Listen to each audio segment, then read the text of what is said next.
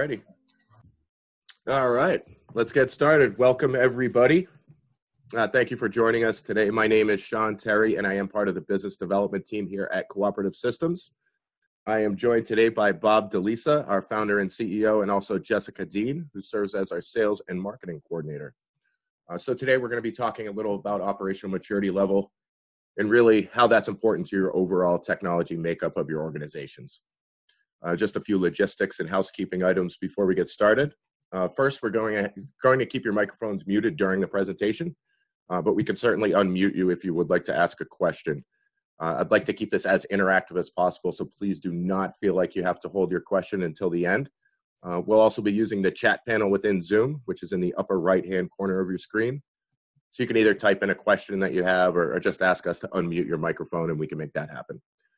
Jessica, who I just mentioned a moment ago, will be moderating the chat panel along with Bob, so there's no chance that we'll miss your question. As I mentioned, my name is Sean Terry. I am part of the business development team here. I am the account executive.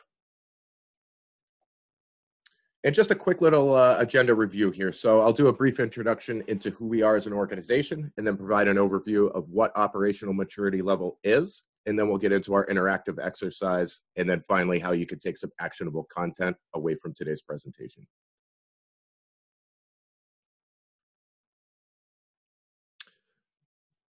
So I'll start with a little background of our organization, why we're here today. So our company, Cooperative Systems, provides outsourced managed IT services. So we are that full IT department for our clients.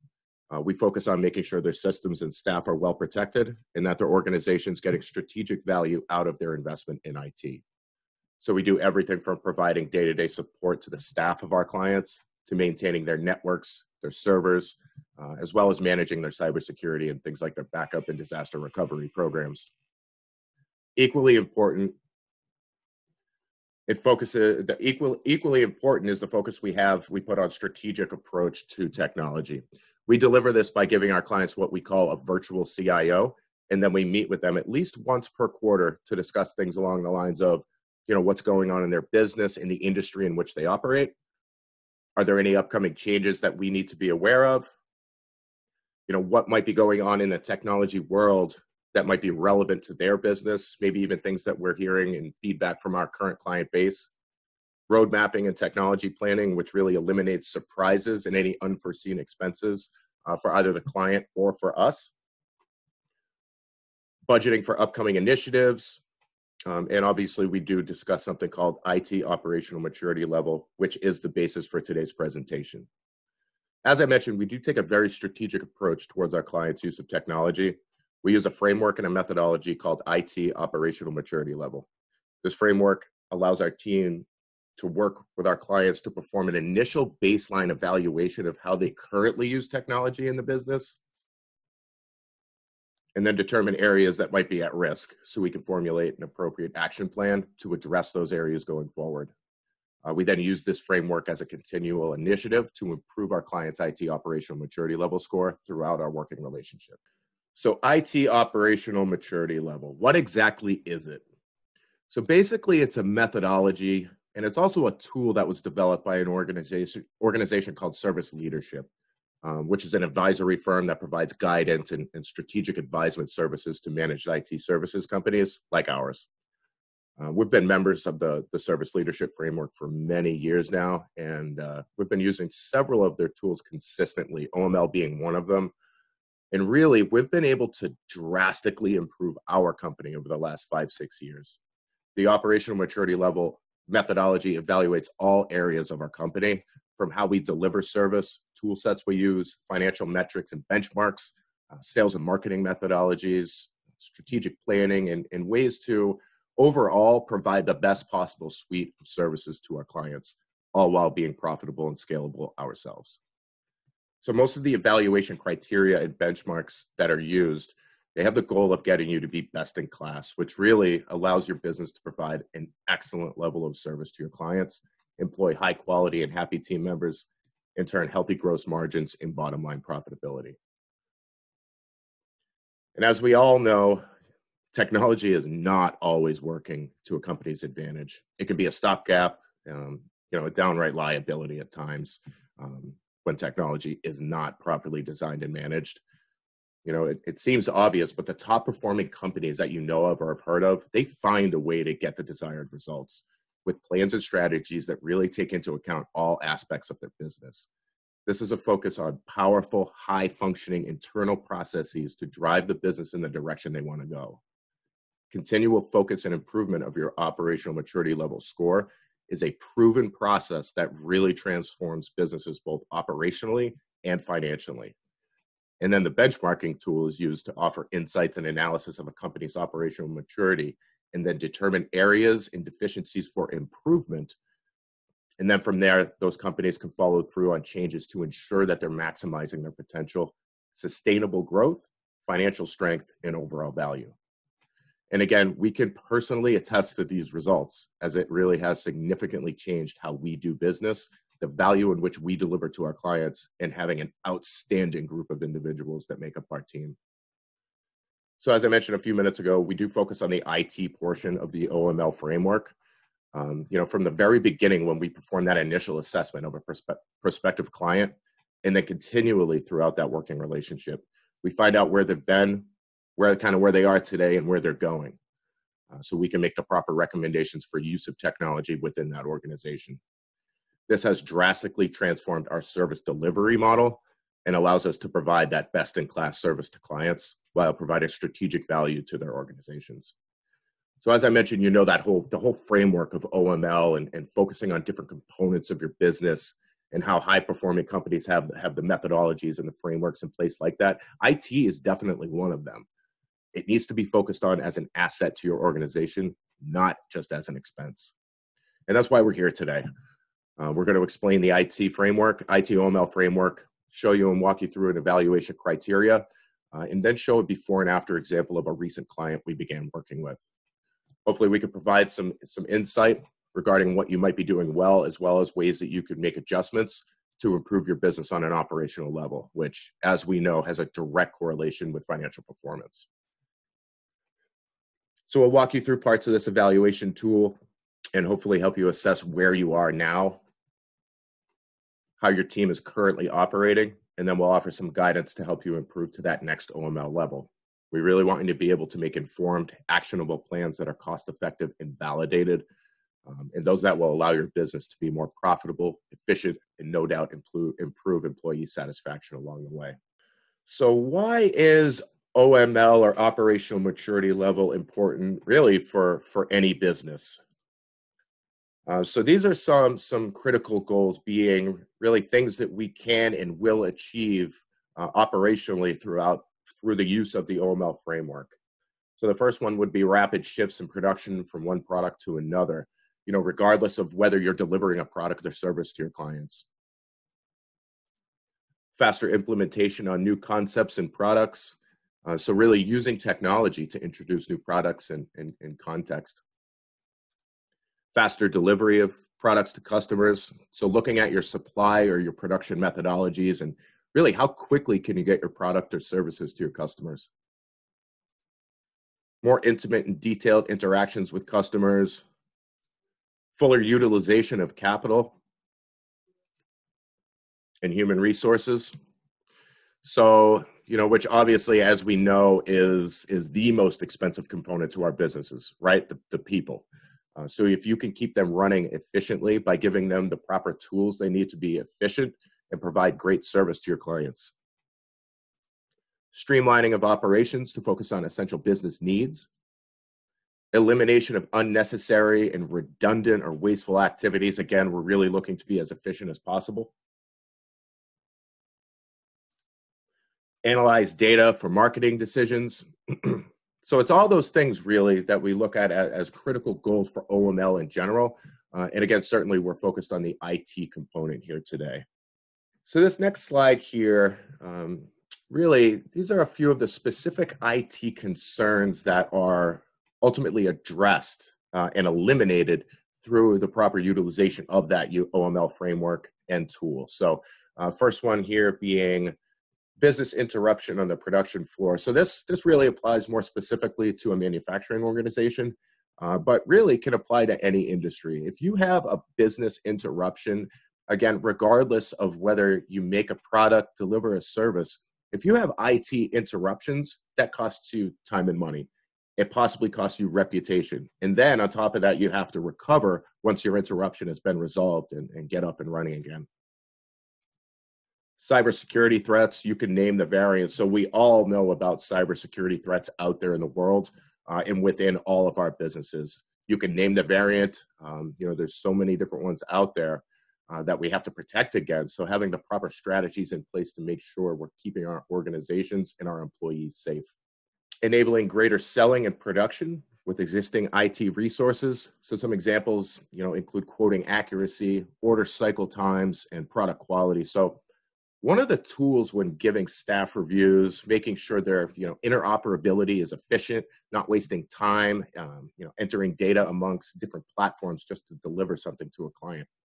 Getting more value out of machine data to make predictions, for example, production efficiency and improvements for customer responsiveness. So again, if you're a manufacturing organization, getting the data out of the machines to determine how efficiently and how rapidly you can produce your product, and providing a service to a client, getting data out of your systems to determine how quickly you were able to provide that service and how efficiently and how many people were involved in that service, or even comparing your objective for service delivery time to what you actually performed on, and getting and analyzing that data is always very important.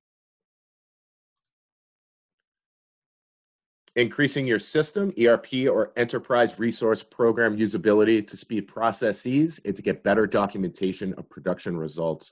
So this talks to having a singular software system that can operate all components of your business, allowing everything to be tied into one platform.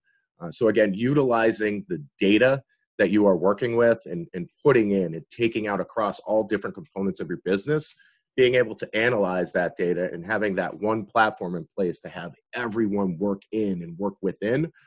Also from a trading perspective, having everybody use a consistent platform from a training perspective really allows everyone to be operating as consistently as possible. Increasing supply chain visibility and collaboration to improve performance and drive down costs. And just a few more on this slide. Improving production quality and accuracy by moving away from a CRM to using either an ERP or product lifecycle management system. So I did just touch on this a little bit a second ago. Again, having that singular platform in place that you can run all of your production cycles through. Again, whether it's a product or a service, having that one platform that everyone's working within from each business unit within the organization is really monumentally valuable. Relying on existing IT systems to enable business to consumer initiatives. So having your clients have access to your systems for collaboration and interfacing with you and what you're doing and what you're working on. Experiencing downtime when software that drives powerful machines goes out of date and out of support during their useful life. So planning, as I mentioned, that is a big component to what we do as a company. It's really making sure we're ahead of the curve and we eliminate any potential surprises. So when you have a software that's either out of date or a piece of equipment goes out of date, you're then put in a position where you may have failures or outages where you really can't recover from in an expeditious manner. And also, if you're a regulated organization or have any upstream or downstream vendor requirements, having a good, mature IT approach within your business and documentation around what you do and how you do it and how you should gear your organization, that allows you to reduce the time you're spending preparing for any audits or any checklists or any of the requirements that those vendors or regulating bodies may have that you have to comply with. And finding ways to turn compliance efforts into a competitive advantage. So here a good example. Think about your competitors and who you go up against when you're in a selling situation. Where you both provide a great or an exceptional service and you're trying to differentiate yourself against that competitor. And if you could show a good compliance program, a good business continuity plan, For your organization around how you manage your processes, your employees, and certainly the technology for your organization. And you can show documentation about how you do that to a prospective client. That gives you a leg up on the competition and shows you how process-driven you really are and how you'll be able to continue to provide good products and services to that prospect going forward. And you have good plans in place to protect against any potential risks or outages or disaster going forward. So that brings us to our next slide here, where we're going to discuss some opportunities for improvement. So the first one here is reduced downtime, which we all know costs time and money. So, you could put in a system and measures in place that can mitigate risk of downtime. Then you can ensure that you're not going to have any instance where you're losing money based solely on that productivity or based on that revenue or based on revenue generation. Reduced amount of time dealing with technology issues, which costs money as well. So when you have downtime or you have outages or have issues, it costs resources, right? So whether you have an internal resource or an IT vendor, or whether you rely on a software vendor to fix an issue, it all costs time and money. So the more preventative you can be, the more you can mitigate the potential risk of wasteful spending. Increased efficiency, which makes more money. So if you can ensure your systems are running well, they're running quickly, you don't have downtime, and that your employees have the technology that runs well and runs efficiently, you're giving them the tools to be efficient, and you're giving them the opportunity to be as effective as possible in their role. This allows your business to run better and obviously be way more productive. Increased revenue production. Well, this is as a result of any of these, really. If you can avoid having downtime, just in general, if you can make your systems run well and efficient and quickly, you really are giving them the tools they need to succeed. And the result will be an overall revenue increase. So now we'll get into the different levels of operational maturity level as a whole. So starting down here with OML Level 1, so this is really the beginning stages of focusing on different aspects of your business, where you need to improve, you need to put in some processes and procedures to refine how you operate your business, but you need a framework to do it. That's really the beginning stages, OML Level 1 down here. And then OML Level 2 is kind of emerging, meaning that you've identified that there's areas you need to focus on and that you need to improve, and you've started the initiative to do that and to improve on each component. In these areas, down here, just basically OML Level 1 and 2, these are areas really where you're struggling with low profit margins, you're having problems growing, your service delivery or product delivery quality is not great, it's inconsistent because you don't have good, established, repeatable processes in place. But then we start to get up to OML Level 3 and Level 4, where now you're putting efforts forward in terms of the focus areas within operational maturity level. You're starting to scale a little bit. You're able to see some results, and some profit margins are maybe improving a little bit.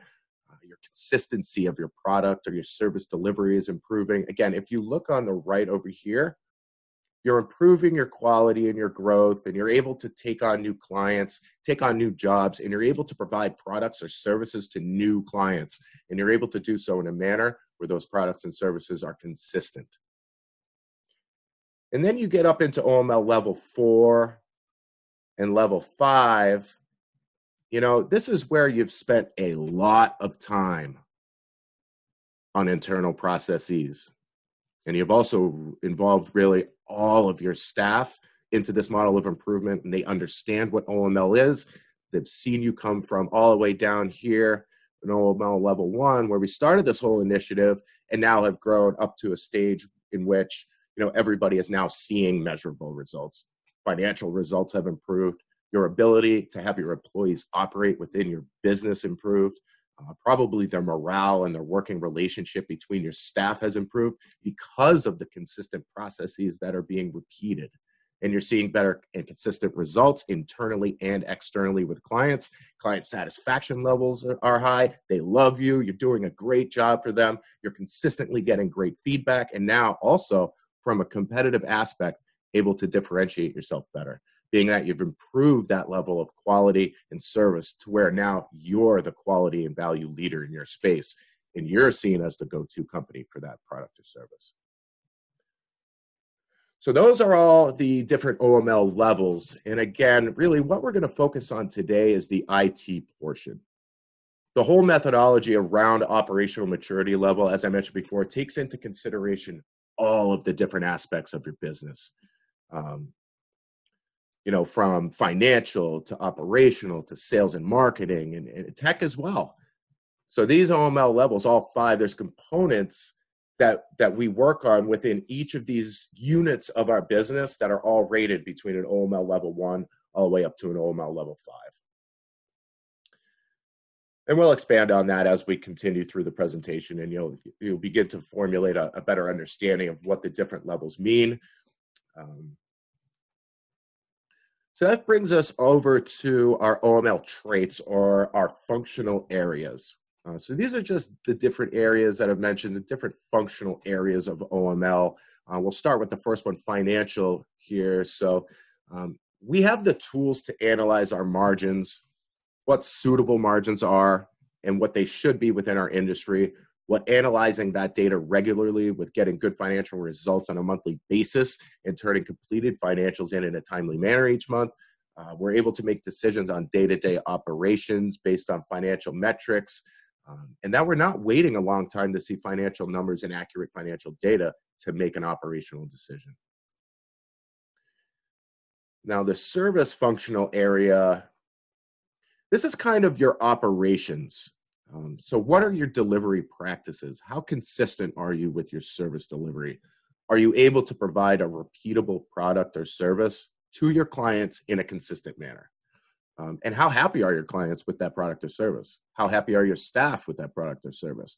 So really making sure you're focusing on different areas within the business to improve both internally and external satisfaction levels. That brings us over to the strategy section, right? So what's your value creation goal? What are your value creation goals? What are you looking to do with your business over the next 5, 10, 15 years? And how are you going to get there? So really breaking it down into measurable goals. So if you say, I want to double in size in the next 5 to 10 years, great. How are you going to get there? So breaking it down into measurable chunks and then breaking it down into more tactical components where you're, again, involving all different levels of your staff in achieving those goals. And then you're also, because of some of the decisions you've made on the financial side, you now have the tools and analytics data to see how you stack up against that value creation goal and those methods going forward.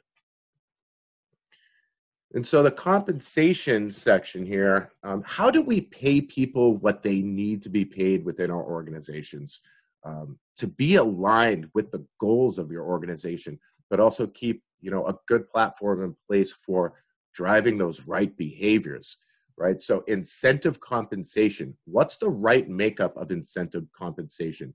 How do we drive those right behaviors? And then how do we attract new employees? How do we get people to our organization to allow us to achieve those goals that we've had? And how do we best retain those people? So that's the concept of driving the right behavior.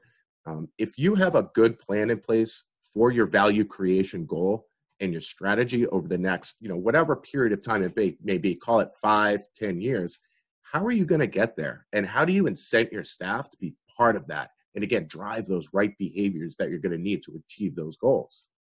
So whether it's a sales goal or acquiring net new clients, or whether it's an operational goal of refining processes or making process more efficient so you can deliver a product or service faster, but with the same quality you had at a slower speed. So those are definitely operational metrics. There's financial metrics. So also including your finance and administrative team into these performance incentive goals. So, what are the different metrics that you need to incent them on and reward them on for having good financial control of the company and having good administrative control of the company. And then again, if you could put compensation plans in place that drive those right behaviors for you and the organization in achieving those long-term goals, and you can also pay them above average compensation, call it an 85 salary, 15% incentive split or 80-20. If the total 100% of their compensation is over market value, you can attract great new team members to come on board with your organization because you're paying them above average, but you're also driving those behaviors within your organization that's going to allow your organization to succeed and achieve those goals. So really, it's a great idea to have a good mix and to have that incentive compensation in place really across all levels of your organization. Oh, I'm sorry. The final section here for functional areas is sales, certainly not least. So this really is the final section we focus on within the overall methodology. So how are you positioning yourself to get new business? How are you positioning yourself against your competitors? What's the message you are sending to your prospects? Are you targeting the right prospects? So just about any business needs to be able to identify who their target audience is and who their target customer profile is. And making sure your sales and marketing team is well aligned with, who is it that we're going after and what makes up a good client. So, we don't want to be taking on business just to take on new business, just because it's a little bit of revenue or it's a sale, because then it might not be a good fit going forward, which means we're ultimately wasting operational cycles of our delivery service or product delivery team to service a client that's not profitable or that's not a good fit for us long term. So targeting those right prospects from a marketing perspective and from a sales team perspective is hugely important going forward. So that brings us to the three categories of IT, the three OML traits. So basically these are so within the IT portion and IT focused categories of OML, so that's what our real basis for the conversation is today. So within that IT category, we have three different areas that we focus on. One being operational scalability of your IT assets, right here. The second being governance and controls of those IT assets. And then the third is the strategic alignment and overall business value. So again, having a good strategy and plan in place around where you're going and what you want to be accomplishing. How does your technology play into that? And what are the different investments that you're going to need to make from a technology perspective to achieve that goal and those expectations that you have? So those are the three different categories that the IT portion of operational maturity level really works on. So here, what this screen is, this is an initial OML assessment of a recent client that we had onboarded. So this is pretty typical of what we see when we work with an organization that's never really focused on either operational maturity level or a framework like it as a whole, or that simply has not focused on technology from a strategic perspective. There's many strategic organizations that we work with that have very good operational framework in place for the business. They're focused. They have good repeatable processes in place for their operations part of the business. And again, their product and service delivery. Maybe they have a good sales team and a good sales business unit within the organization. They run well, they run profitably, but they've never really focused on technology as an asset. And they've never really put that same methodology, that framework against how they use technology within the organization. And as a result, that's inhibited some of their growth and some of their processes and some of their satisfaction levels of their clients and their staff as well. And when they take the time to focus on IT as a strategic component of their organization rather than just an expense, they see significant impact and significant results as a result of taking the time and really putting their focus on the IT portion. So as I mentioned, this is a fairly common outcome of what we see for a client who hasn't really focused on IT operations very much in the past. So they're usually around an OML level 2, usually across the board. Maybe if they're a manufacturing organization that has a stringent vendor requirement or regulatory requirement, maybe their governance and controls is a little higher than a 2. Obviously, this client was not, but sometimes organizations like manufacturing organizations really focus on their governance and controls because they have to. But then they haven't focused on their operational or their strategic alignment portion of the assessment. So that was a client we had recently onboarded, and this is 1 full year later.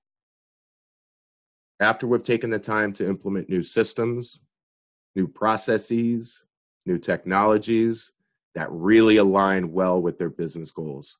They've now been able to significantly improve their operational results. So how they deliver the product or service they make, there's still some focus they need to put on how these investments really are turning into their strategic goals. And there's some further improvement needed, but what we do is we take that initial baseline assessment, and then any recommendation we make with that client going forward has OML in mind. So any initiatives we move forward with them on will have this directly front and center. And when we meet each and every quarter for our SBRs, our strategic business reviews, the content of those meetings has the overall improvement of OML in mind as well. So if you bear with me for 1 second here, I'm just going to jump to a new screen where I'll be able to show you the actual OML tool that we do use. So you should now be able to see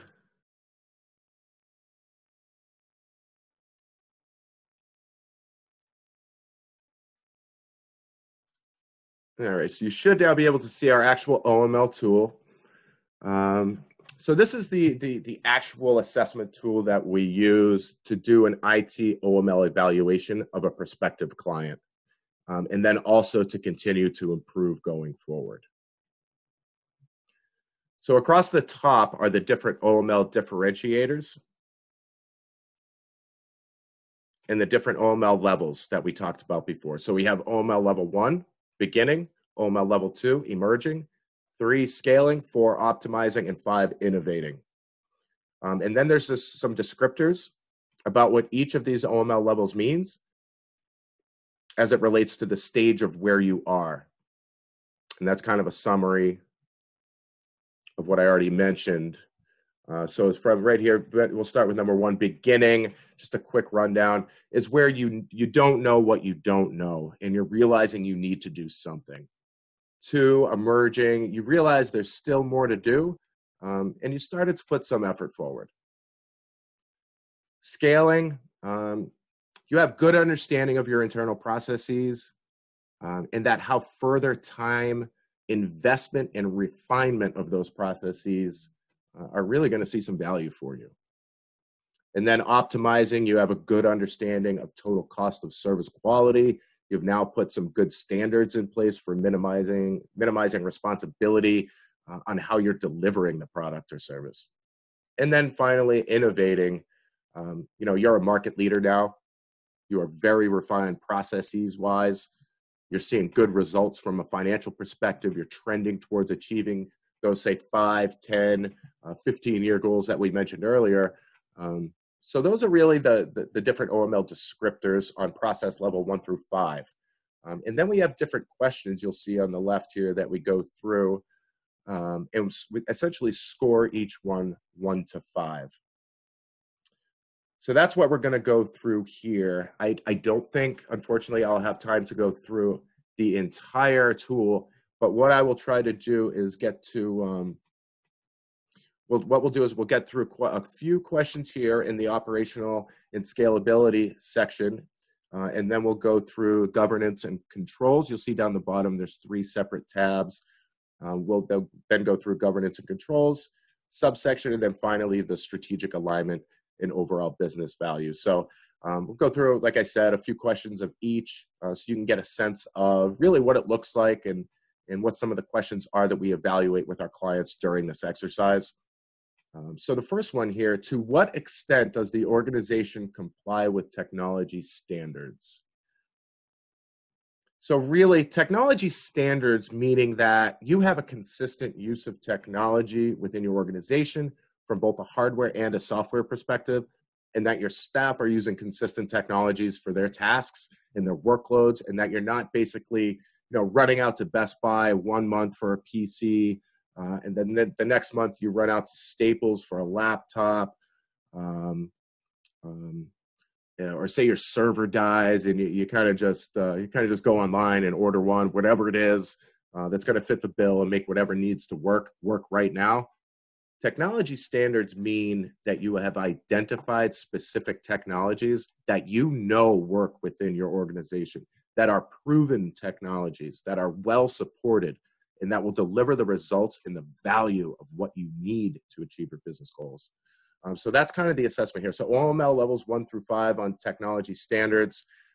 So OML level 1 is really the example that I just said. So when something happens, you're running out to Staples or Best Buy or what have you and just buying whatever off the shelf, all the way up to OML level 5 where we have complete tech standards defined, they're documented, the whole executive team is on board with it. And everything is standardized from the computers we use, to the laptops we use, to the network gear we use, to the software systems, to the backend servers and cloud technologies we use. They're all standardized and we do not stray from them.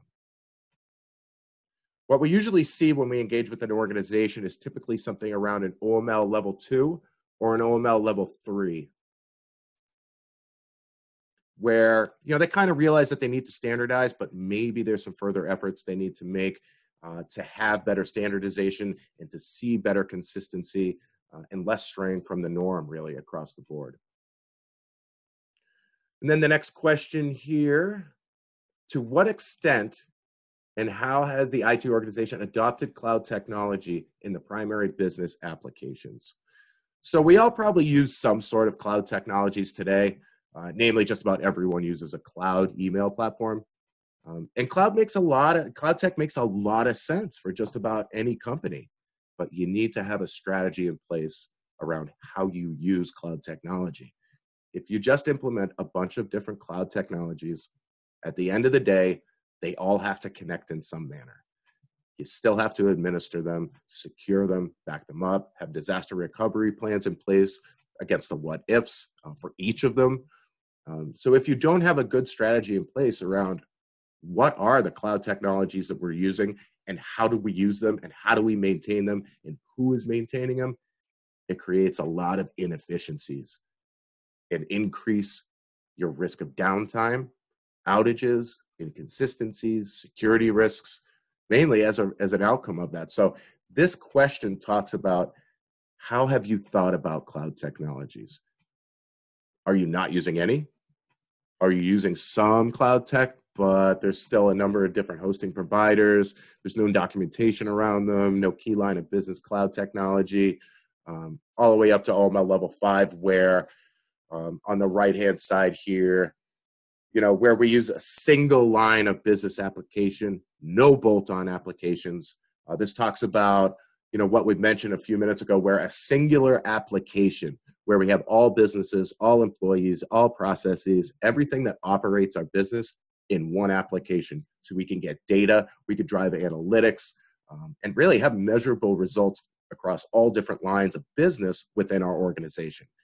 That's where OML level 5 is. So, we're getting, great data, good metrics, single line of business, gets hosted in the cloud, good business continuity measures in place as a result of that. It's running well, it's running efficiently. We have, disaster recovery plans in place as well. And typically, where we see organizations here when we initially engage is usually around an OML level 2. So most of the time, people are using some sort of cloud platform.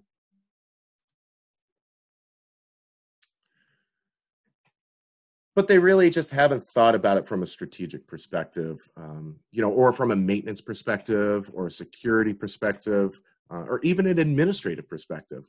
There's a false perception that cloud fixes a lot of problems for businesses and reduce costs for businesses. Like the old, instead of buying this $10,000, $15,000 server, I'm just going to move this to the cloud, pay a couple $100 a month, be done with it. Yeah, that's great. But what are the newly acquired risks associated with that migration? What are the things you need to think about and prepare for as a result of moving that workload or that application to the cloud, right? So, who are the cloud providers? How are they maintaining it? What resources do they have behind it? What happens if their systems get hacked?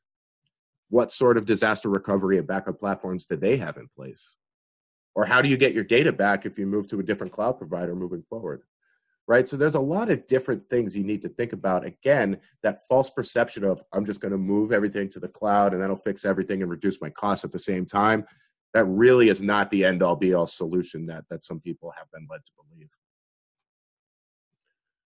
That brings us to our third question here. So this next question, let's keep this moving forward here. I really do want to get to as many of these questions as possible. So how are the roles and how are the skills needed by the IT organization identified and filled? So this really speaks to organizations who have an internal IT resource on staff or maybe even a small team. Or how does the owner executive team manage those people? How do they task them? How do they train them? How do they hold them accountable? How do they hire for people when other IT people are leaving?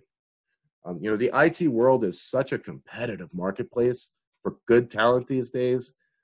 You do have a fairly significant risk of losing good talent if you're not providing the opportunity to succeed and the opportunity to grow. Another risk to your business too, a lot of times, unless you have a rock solid processes in place, for your IT guy or team, and have good documentation practices in place, all of the information and the keys to the castle, if you will, a lot of times are within their brain. And if they leave, could take a lot of that information with them about the technology makeup of the organization. So if you don't have good strategies in place, to give them the framework and the methodologies around their role and their function within the business, that is a huge risk to you. So OML Level 1 on this one, you're basically defined by role and technical skill requirement. So let's see, as an example, say you have 3 guys on an IT department team. Say the first guy fixes desktop and laptop issues. Say the second guy is he's the applications guy, maintains the different applications that we use on a daily basis. And say the third guy, say he's a server and network guy and really does work on the servers and the networks internally. So that's really how you're defining your IT department's role compared to, say, an OML Level 5, where instead of defining by just technical skill, you're now defining by functional area and management level. And you're also continually recruiting for high-level talent going forward. You have good position descriptions, good performance metrics, incentive compensation plans, and really having everyone tied to a performance incentivized compensation as part of that OTE package. And then, equally important, you're giving them career path and training. You're keeping them interested. You're keeping them trained. You're keeping current on technologies in the world, in the marketplace, and really, you're training them to be assets to your business rather than just having someone around to fight fires, fix problems, and really just maintaining what you have. So typically what we see here, and this question is really geared, like I said, more towards organizations that have an internal resource or team, but typically where we see people here is an OML Level 2 or an OML Level 3. So IT departments, unfortunately, are usually one of the last to be focused on from a strategic perspective, which really is why we're here today in the first place, to discuss how important IT strategy really is for our businesses. So, if you can commit to time and have the dedicated focus on your IT strategy, it is such a huge impact and huge value for your business. So in the interest of time here, I'm just going to jump over. Yeah, I'm going to jump over to the next functional area here. If you recall the tabs I mentioned down the bottom, as you can see, there are still a few questions in this section, the operational scalability section, but let's check out the governance and control section here. So as you can see at the top, it's uniform across the entire top. Doesn't matter which section that we're in. With the different OML levels, again, OML 1 through 5, same concept for evaluation as the previous tabs. All the descriptors remain uniform. So the first question here, how does the IT organization budget for IT expenses? So you may have a great budget in place for multiple different functional areas within your organization, maybe your product or service delivery or your operations budget.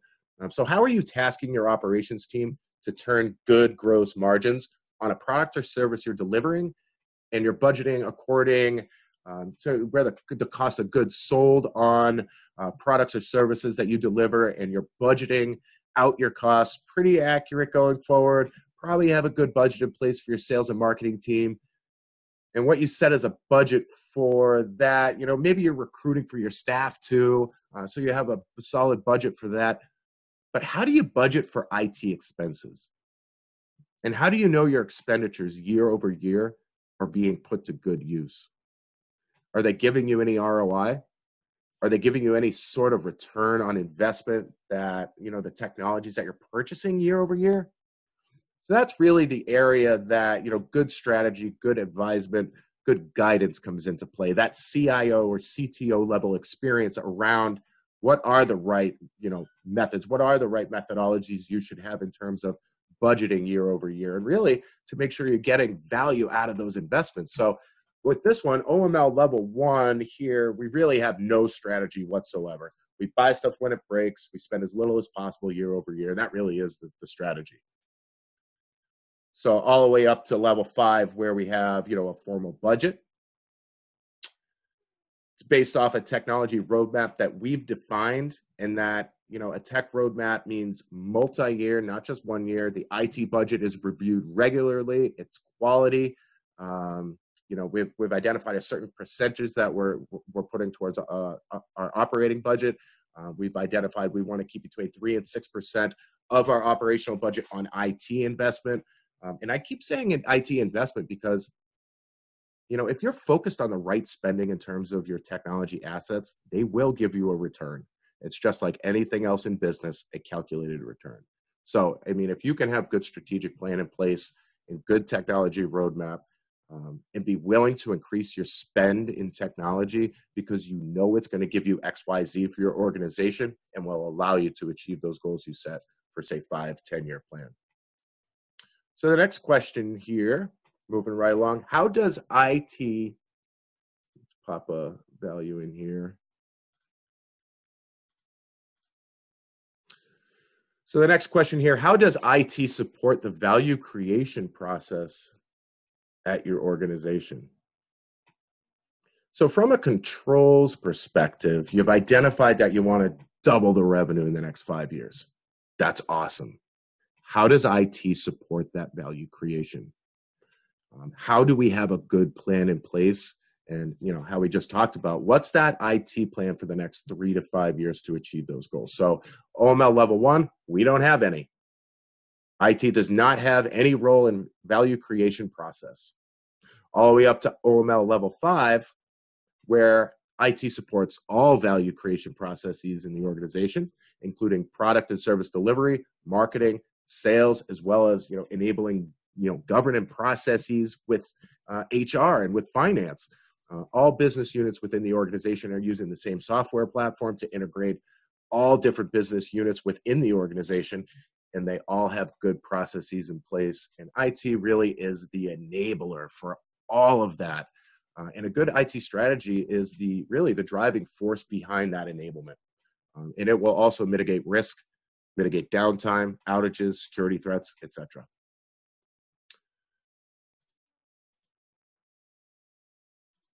So moving right along here, what are the focus areas and contribution levels of the top IT manager and executive? So, whoever heads up technology at the organization or group of people, what's their focus area? How do they approach that strategy of use of technology?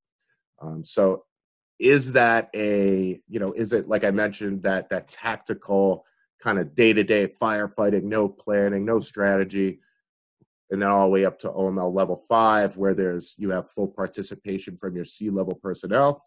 Everyone understands the value that tech plays. Tech plays a role in the company's strategy and major initiatives. It's instrumental if you're doing any M&A activity where you're acquiring organizations. How does tech play into that? How can you use technology to be an asset for any acquisitions or funding initiatives or anything like that going forward?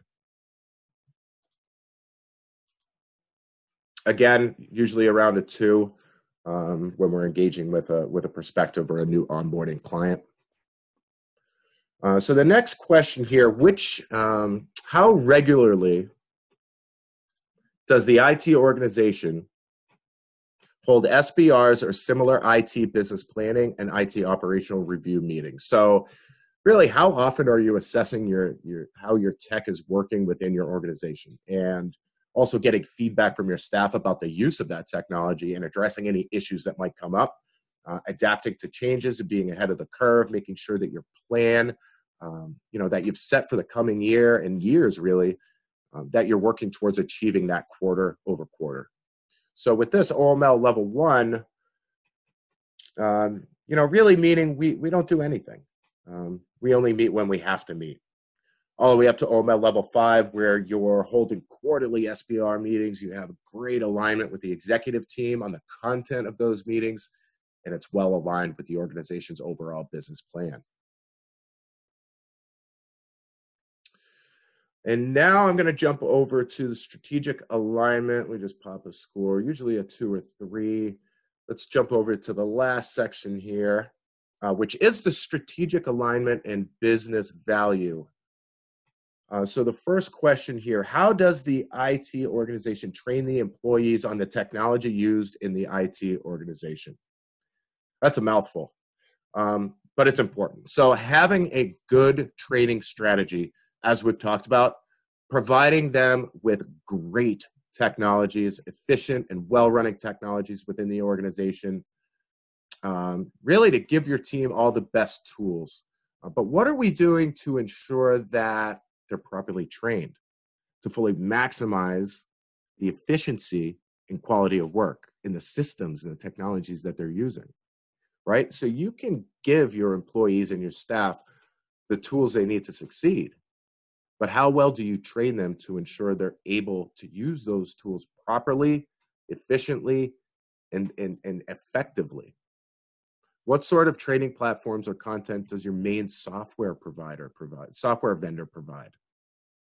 If you have a custom written software platform application within the organization, what sort of training workbooks or training resources do you have available from the person of the group that created or wrote that custom software for you, to the point where you can ensure that when you bring on a new employee, you have a great onboarding plan. They'll know how to use all the different technologies within the organization properly, efficiently. They know how to ask when an issue comes up. They know how to submit a service request to someone. They know how to get help when needed. They know where to go for training, and really ensuring your full team has all the resources at their fingertips so they can be as efficient as possible. So OML level 1, you don't do anything. Just throw them into the fire, let them figure it out. All the way up to OML level 5, where there's formal documentation in place for all key line of business applications, measured technology training process that starts right away when a new employee onboarded. Employees' tech skills are measured at least quarterly, and an ongoing education is tailored throughout that tenure based on the employee's skill level. So you're not just training in a once and done capacity, but rather continuous ongoing training, which ties into what I was saying previously about creating assets within an organization. So that's why I say, what resources does your line of business software provider have? Do they have any ongoing training curriculum available? that you could give to your employees for continual training going forward, so you can ensure that, with any new software release, your employees are aware, what the benefits and what the value of that might be, what the features are, etc. Really, again, just ensuring that all employees are in a position to be as efficient as possible within the organization's unique technologies and line of business applications. In the proper tools, training, documentation to see them in the most effective way, possible. So the next question here, how is IT supporting revenue growth and opening new business opportunities for the IT organization?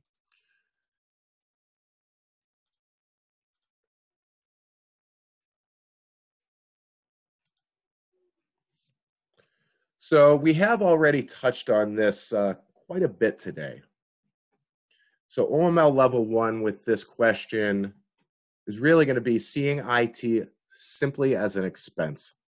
Doesn't drive revenue growth.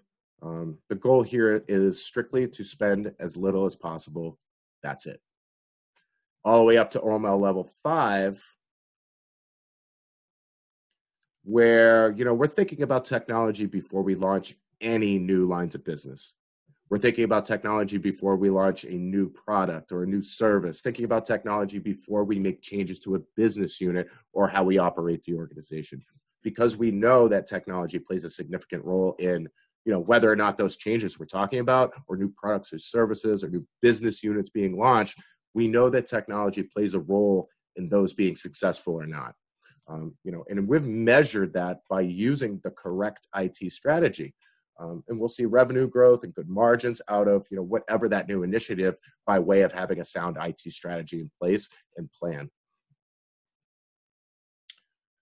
So our next question here is related to how the IT organization handles and manages vendors. So really, the best scenario here is having as few vendors as possible, to have as consistent as possible of an environment from a technology perspective. So again, key line of business, one application that your operation runs on, that's one of your key vendors that you use. They are key to your organization and strategy. And maybe you have a managed service provider like us managing all the different tools and tech that allow you to connect and run that one software. That MSP, that managed service provider, is a go-to vendor. So OML Level 5, those key vendors have been identified. There's multiple year engagements with them, mutual risk for reward. You have good KPIs or key performance indicators in place for measuring that vendor's performance on your behalf. SLAs in place, service level attainment. And you do have some secondary vendors as well, but the key vendors, you have good structure, contracts, KPIs, and you're able to measure each other's value throughout the relationship. And next question here is, how does the IT organization measure its operational efficiency and effectiveness performance? So this talks to data and having all workloads and processes in a singular software platform, like an ERP platform or the like, where you're able to consolidate all of your data in one platform. You have good analytics, you have good measurable reports that come out of that data and come out of the system, so that you're holding your business units and staff accountable within those performance metrics, and you're not having to go to, say, 10 different platforms, gather 10 different batches of data and massage those 10 different batches of data into a meaningful report. It's taking a long time to get the data and to use the data, etc. So OML Level 1, not doing any of that. OML Level 5, meaning that we have good formal SLAs in place. We're aligned and tied to the business function, specific uptime, business value add performance is reported. External comparisons are consistently used. So we're benchmarking ourselves against the best in class in industry specific goals and objectives.